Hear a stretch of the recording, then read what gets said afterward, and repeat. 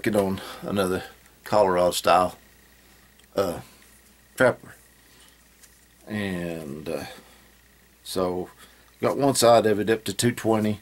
Now comes the other side, and then I have to do a little more grinding on the tang. It's going to be a hidden tang knife, and there's some wood there that I sent off to Josh Brown at First Degree Forge for him to stabilize and dye.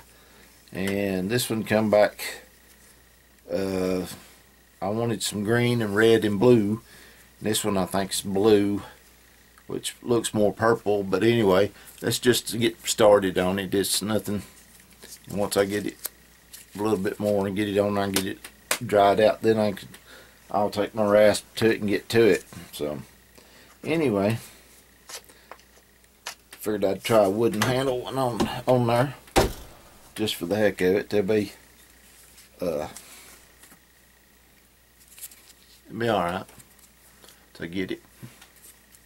I guess this one's been made for a while. I still hadn't put my touch mark on anything except on the sheath that I made for the other harpoon point, the 1084 one. I finished it up, done all that off camera. It was once I got everything going and everything on it, I decided I wouldn't requench it or anything, reheat it and requench it. I just do it. My brother's been on to me about getting him a knife that he can carry in his Jeep to hack stuff out of the way if he needs to. And I thought, well, this will fit the bill. So I put a handle on it, went and chopped down several trees with it. So I didn't film any of that. I don't know why I didn't. I just didn't. I forgot about it, I guess. So anyway, I'm at the hand sanding stuff. All I can do is get on it and let's see.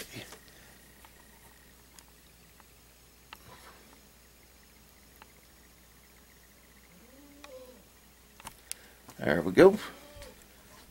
Kind of zoomed in on it. Maybe that'll work. Let's see.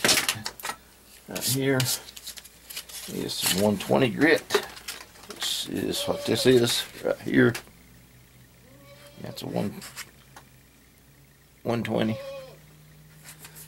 And here's a piece of 3/4 2x4 piece out of my guillotine tool, and I'm going to use for just a weight for a sanding block.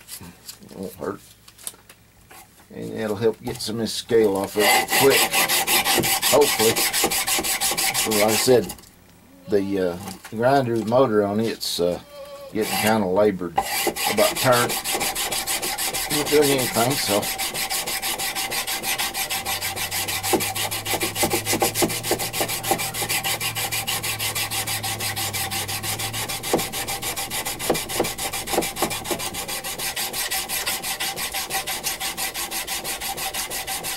and yes, I dulled this nice and proper like, so it won't cut me, hopefully. So a handle, or not actually putting a handle on, fitting up a guard for this little hidden tang Colorado trapper. Now this is it's 1095. I'm out of ferric chloride. My ferric's dead, so it won't etch. I'll have to take it in, put it in vinegar, but anyway, I'm going to be making a brass guard. So let me get this measured up and I'll come back to you. Yeah, okay, I'm back. I got it fairly marked. It's the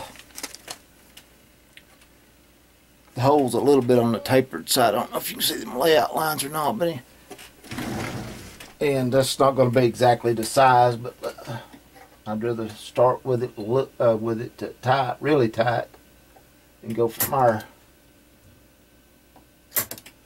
So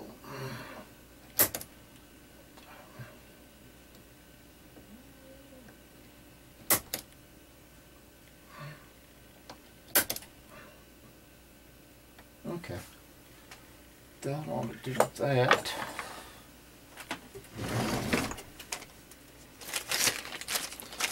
I'm going to pay for these pay for this little center punch here. This little automatic center punch. Being it's a Starrett, and, you know, the old motto is buy once, cry once. This one was like 55 or 60 bucks.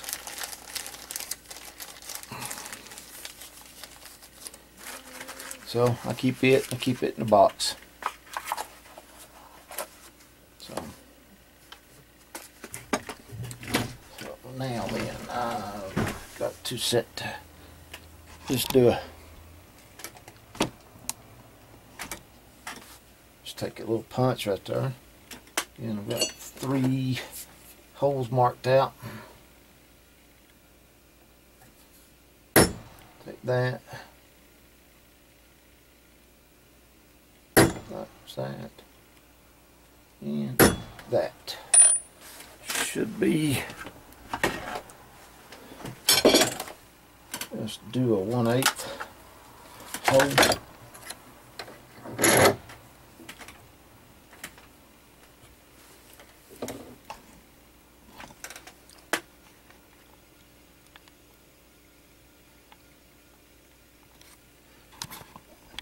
There. Oh, it's got a 3/32 in it already. No. 7/64, that's what it is.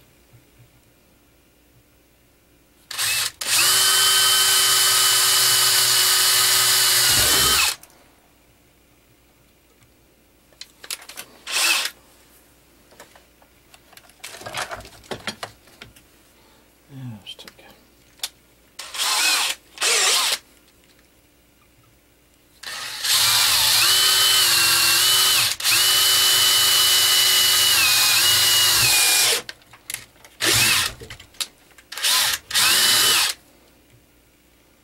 Steel is actually 5/32, so I could. So what I'll do 9/64 in the top hole.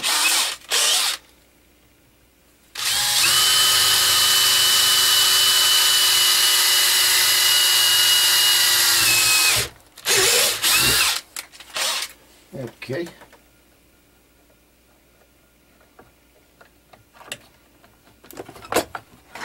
Do that to keep them from losing them. And I broke this one, the 3/32 when I broke. So yeah. So now, since I've got that done, I can use the Fordham tool on it right there. It's broke, chipped, but it should work for a few minutes anyway. Now, I'm not going to put the gas pedal on it. I'm just going to plug it straight in. It'll come straight on. Just like that.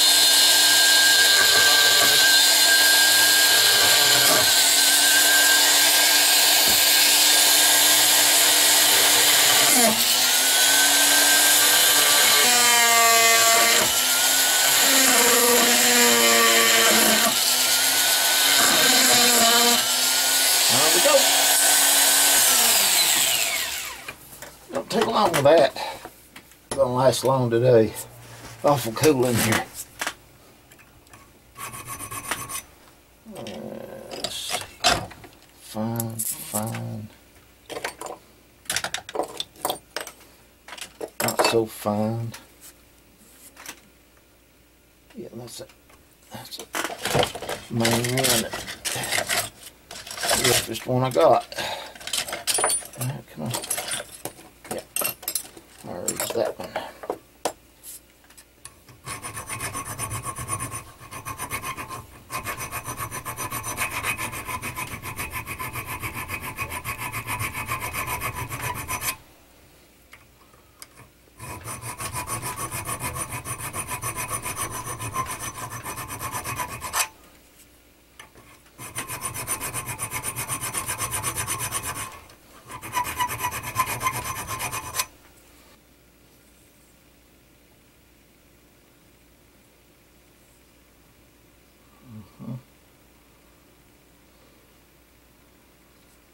Yep.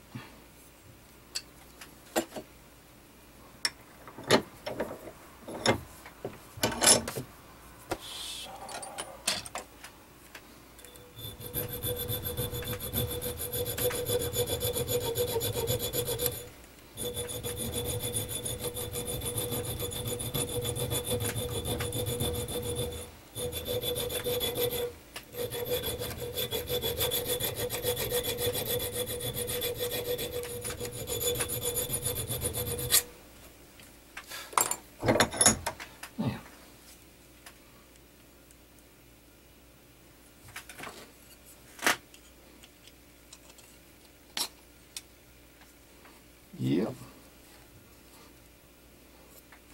Alright, that leaves me in a little bit there for that. Let me change batteries here.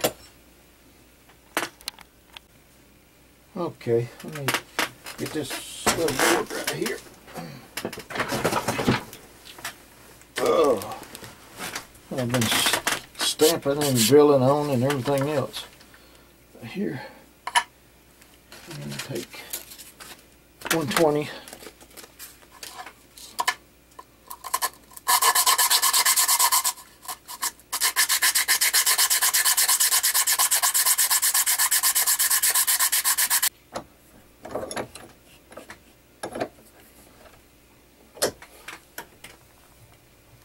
Okay, good little bite.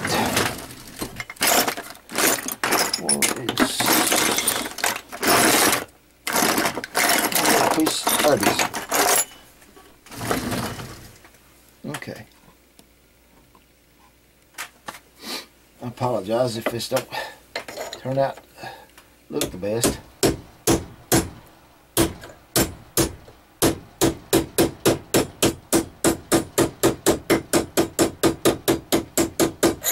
Okay. Well, at least I know where it is this time.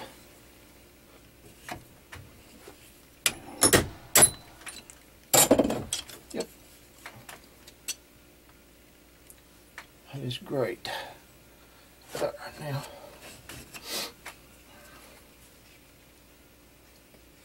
Yep. And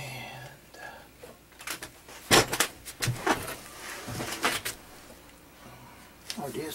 Oh, Lordy. Now, to keep it from being so distorted, scratch tips are bad.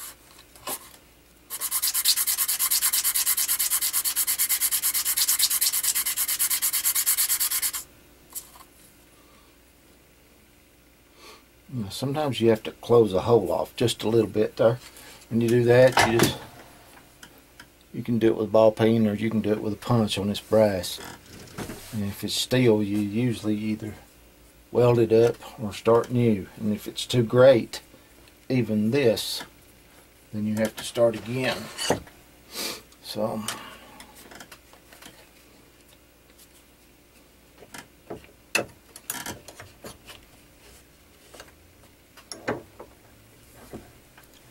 okay, now the peen side goes toward the handle. So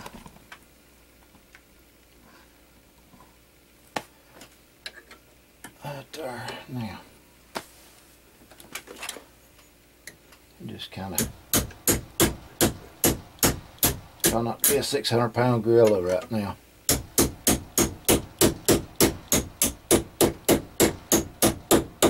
It's been on there, and you know it's been on there. You know it was a little bit loose.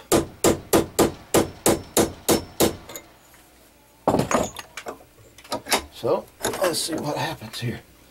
There's that. There's that. So now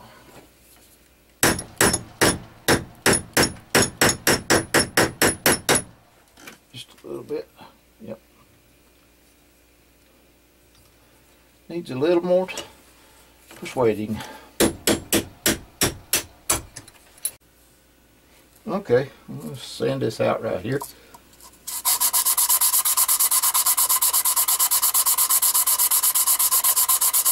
Sand dip, I'll be right back.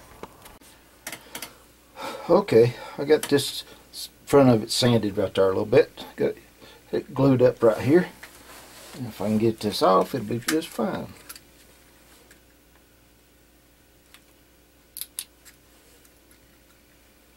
There we go. Get it right off there.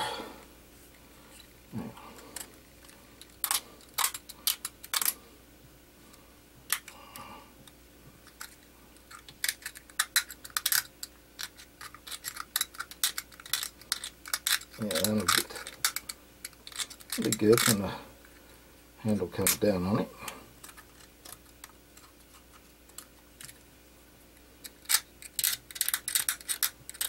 Scratch it up right there. Alright, that's it. Don't need to be an 800-pound gorilla, just enough gorilla to get this on there.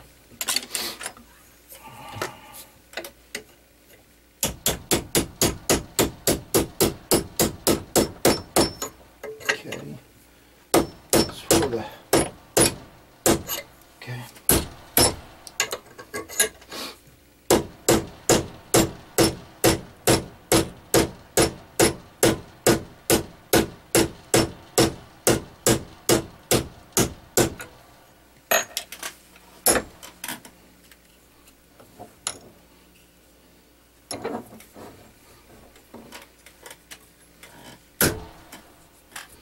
Almost all the way down.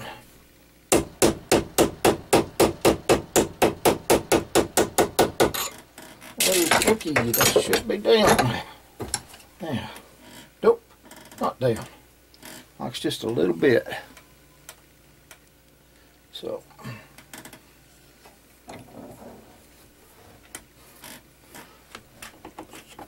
It's a good tight fit, so I need to go.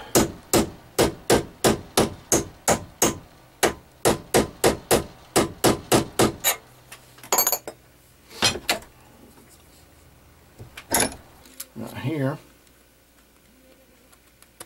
Boy, this handle material come from Josh Brown at First Degree Forge.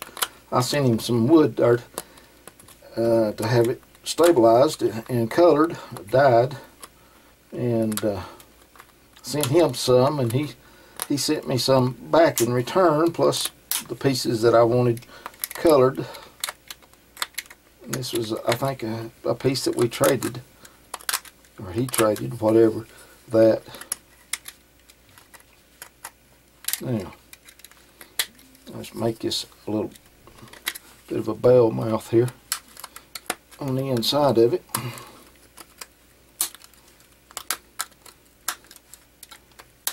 Now we'll take any rolls, any high spots in the middle, that we'll probably take out. It looked like the middle was a little bit on the high side.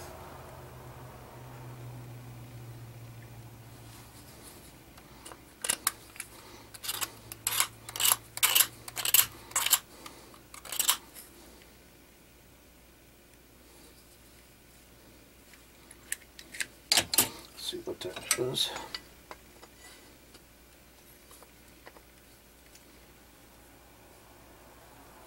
That is pretty close. Not perfect, but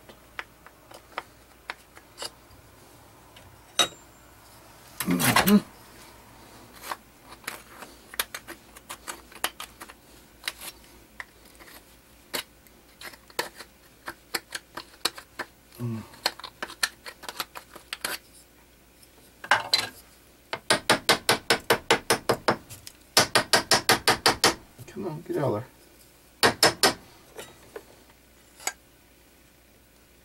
Yep, that looks good right there. Alright, let me get this all prepared to glue up here, and I'll get the Squeeze-O-Matic 600 out and get some epoxy going, and I'll come back. Okay, I'm getting started on the epoxy there.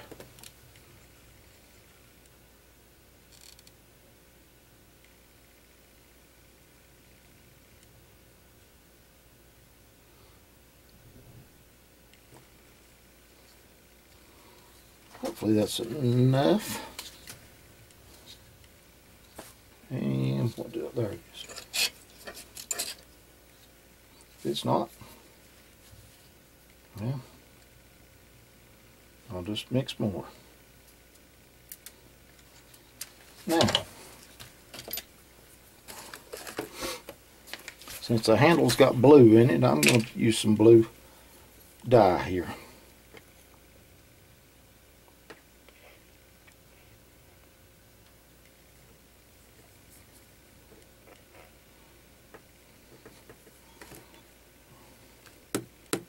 Now,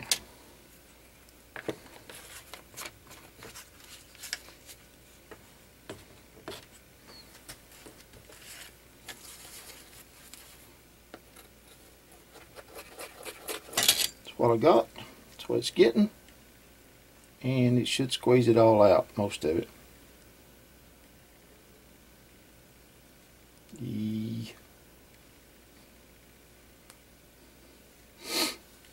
It don't like much. The Squeeze-O-Matic 600 here will hopefully finish getting it down the way it's supposed to be.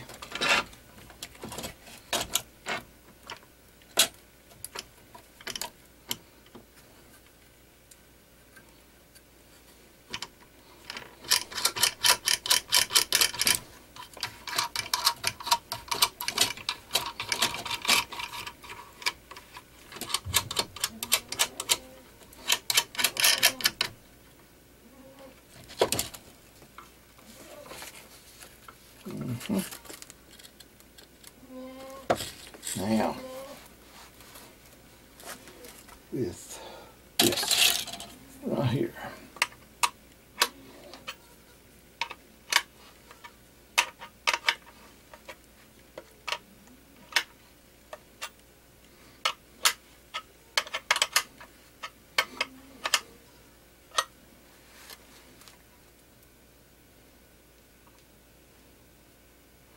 yep, squirted it out good.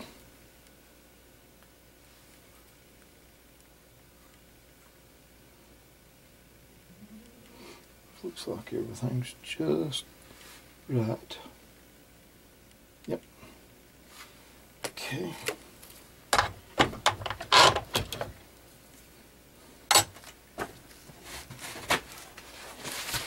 This alcohol over here.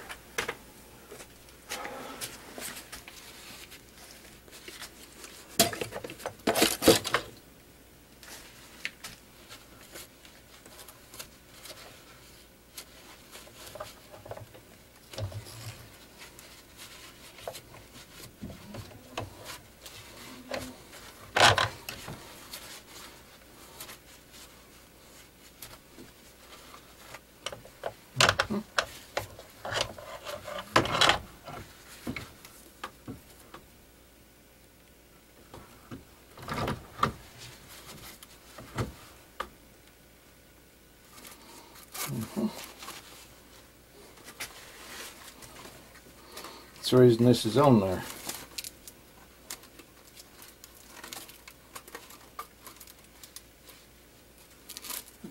Pull it in alignment.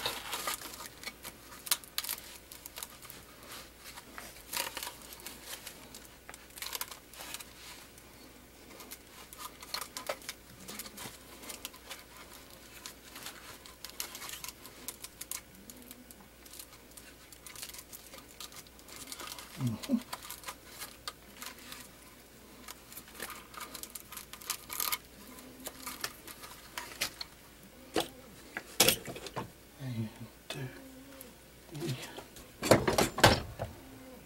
9/16 again. What to do with it? There it is. Laid it down where I couldn't find it again.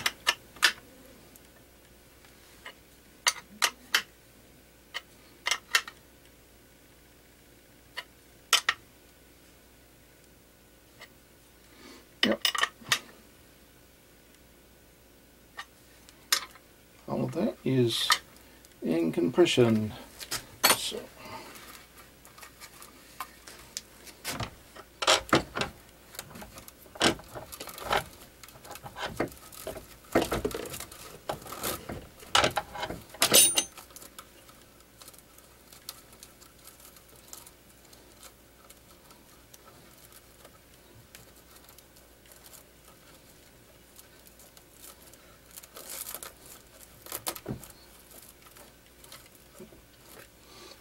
Okay, that's got that pushed forward in there enough, and that's sunk in there good. So I'm going to take this and put it, oh Lord, and I'm going to set it right over there in front, over top of the heater, right there. And then I'm going to call it an evening. So this one I will go put. I'll go put in the over the heater and come back probably Wednesday. This is Monday, so I'll probably come back on Wednesday and work on this more. Let this and let the sheath for the harpoon bowie knife, let it get glued together real good, stuck, and I'll take the camera in and charge batteries. It's cold out here. I've left it out here for the last week, and you can tell it.